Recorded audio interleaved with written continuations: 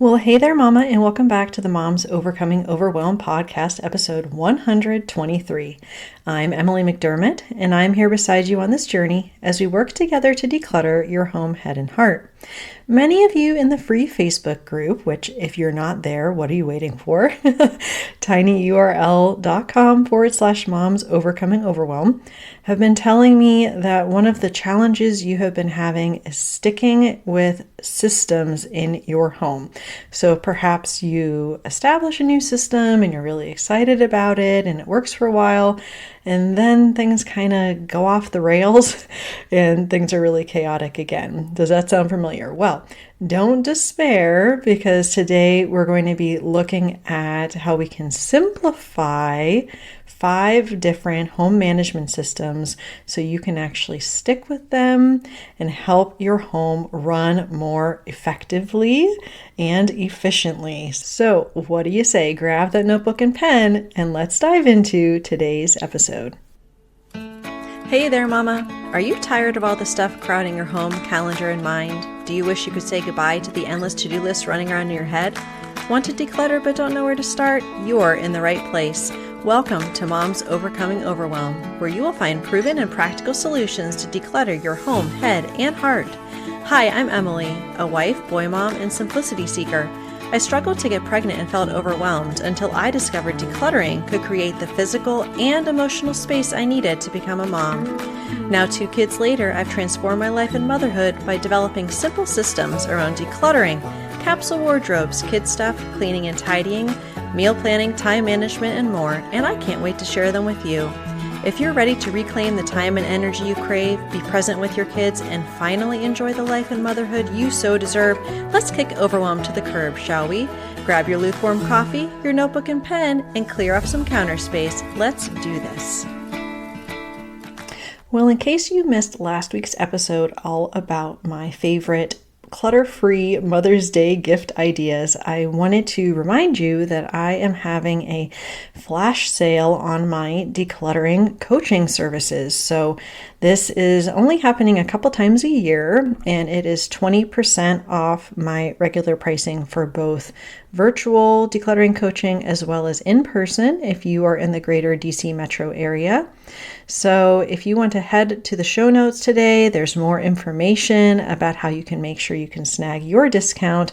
And this is going to be going away May 12th. So make sure that you book yours today, especially if you need help implementing some of these systems, including how to deal with all the stuff that we have in our home. Okay, so let's dive into these 5 simple home management systems.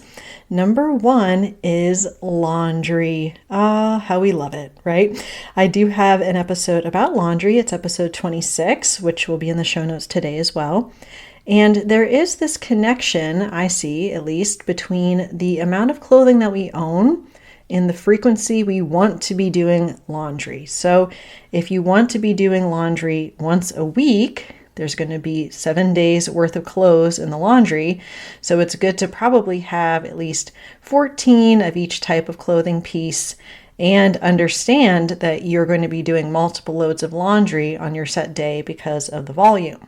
Now, I talk frequently about how I love my daily laundry routine because I want to make it a habit. I don't want to think about it.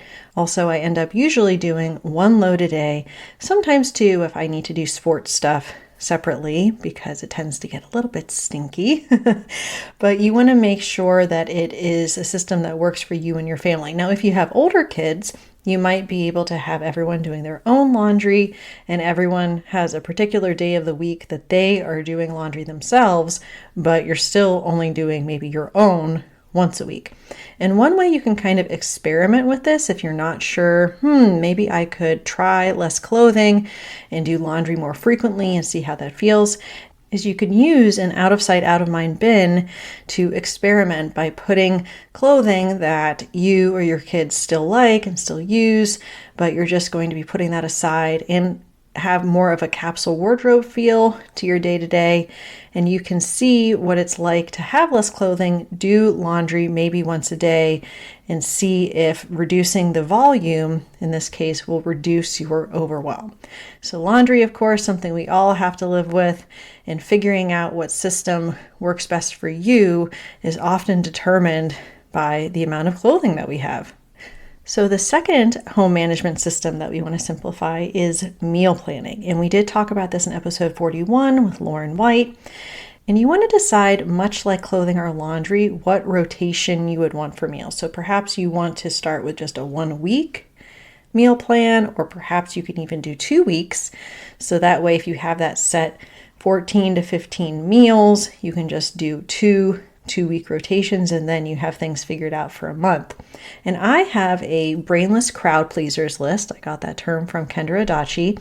And that way, when I am starting my meal planning, I can look at, okay, what are the things that people actually love, they actually eat, and look at my calendar to plug in the meals that make sense for that day based upon what I have going on, whether we have after school activities and sports. Maybe on those days we'll do crock pot or breakfast for dinner, and also having some easy backup things that if something changes last minute, is not a big deal. So for us, that tends to be oatmeal, scrambled eggs, something really easy. In this case, we want to reduce our decisions, and that will help reduce the overwhelm when it comes to meal planning. Okay, the third simple home management system you can stick with is cleaning. Again, something that I love to hate. And in episode 53, I talk about 8 ways to make cleaning stress-free. One of the mindset shifts around cleaning that I love is to determine your floor and your ceiling. What is the minimum that you want to do? And what is, if you have more time and energy, what's that ceiling or the kind of the max that you want to do? And it's based upon your own values of how frequently you want to clean. There's also a way you can simplify things by batching the same kind of tasks on the same day. So maybe you do bathrooms all one day, vacuuming another day, and then do dusting another day. Or for a while, I was doing it by zone based upon the 3 floors of my townhome. So one day I would do basement, one day main floor, and one day the upstairs. Another thing is I do think sometimes it's going to take a lot longer to clean than it actually takes. So timing yourself for each type of activity is helpful. Like, how long does it take me to actually clean our bathroom? And that way, if you know, okay, that takes me about 20 minutes or so, you can find places in your schedule to put that 20-minute chunk. Or if you find yourself with time you didn't expect to have, then you know, okay, I have 20 minutes, I can go tackle that bathroom. And during the week, cleaning in the space while you're in there is a great way to not have to do as much dedicated cleaning time. So when my boys are taking their showers, I try to wipe down the bathroom sink, take a look to see if the toilet's gross, and clean that. And then also, we're going to talk next about daily resets. I always make sure I'm wiping down the kitchen counter and also the kitchen table as part of a daily reset, so it looks better than when I came in. And simplifying your cleaning products is a great way to simplify the cleaning process as a whole. And remembering that any kind of imperfect cleaning, whether done by you or your family members, it still blesses your home and blesses your family. So for our cleaning system, we want to remember, reduce the perfectionism will help us reduce the overwhelm. Number 4, I alluded to daily resets, and episode 35 with Lisa Lazat is all about daily resets, and just examples of maybe 2 to 3 that you might want to think about would be a morning one, before the kids go up to get ready for bed, and before you go to bed. And coming up with some language using habit stacking, so that can be before I such and such, I will do this, or after such and such, I will do this, can help you figure out where those resets might naturally fall in your day. So for example, for morning, when I'm in the kitchen, mine is before I start working, I'll unload the dishwasher and load the dirty dishes so that I have a clean sink. Before the kids go upstairs to take their showers, we'll tidy the basement and the main floor, anywhere where they've been playing, and make sure the backpacks are ready for the next day. And before I go to bed, I remove any items or clutter from surfaces in my bedroom so I can go to bed in a clutter-free room. So depending on the areas of your home that are causing you the most stress, you might want to develop a couple of resets in those areas and see how that improves how you feel about those areas as you go through your day-to-day. And the last system, number 5, is what I'm calling processing incoming stuff. We do have to set time aside to process things such as paper, mail, kids' paperwork and artwork, any Amazon packages, and the packaging that comes in. There's a lot of stuff that comes into our home, right? And in episode 103, which was about kids clutter, we talked about this concept of house rules, which I got again from Kendra Adachi. Love Kendra Adachi. And it's one of her Lazy Genius 13 principles. So pretty much having some ground rules about how things work in our home and what's acceptable.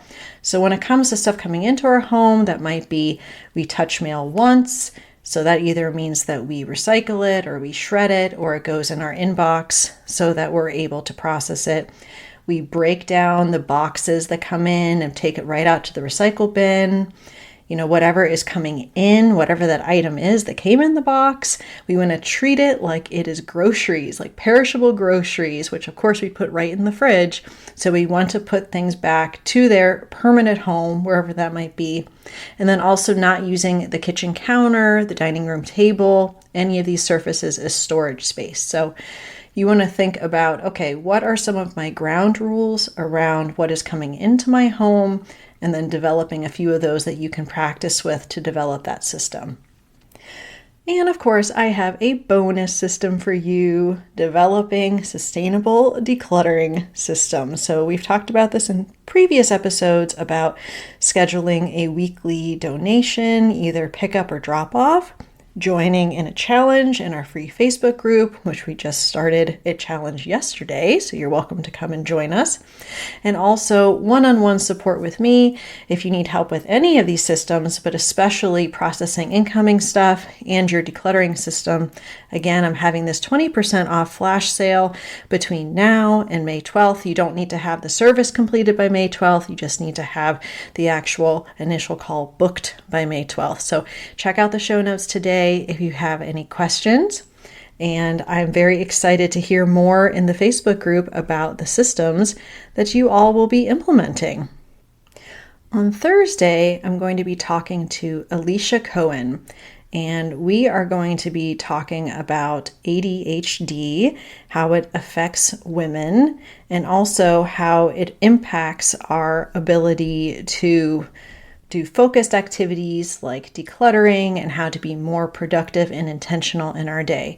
So I know a lot of you have been struggling with ADHD, people that are joining the group, and I can't wait for you to hear this conversation. So I'll see you on Thursday. Bye for now.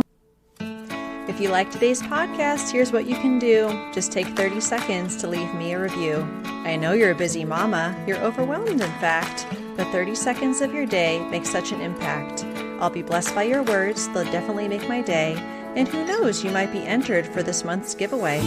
In Apple Podcasts, scroll down to write a review. Thanks so much for your time. I'm so grateful for you.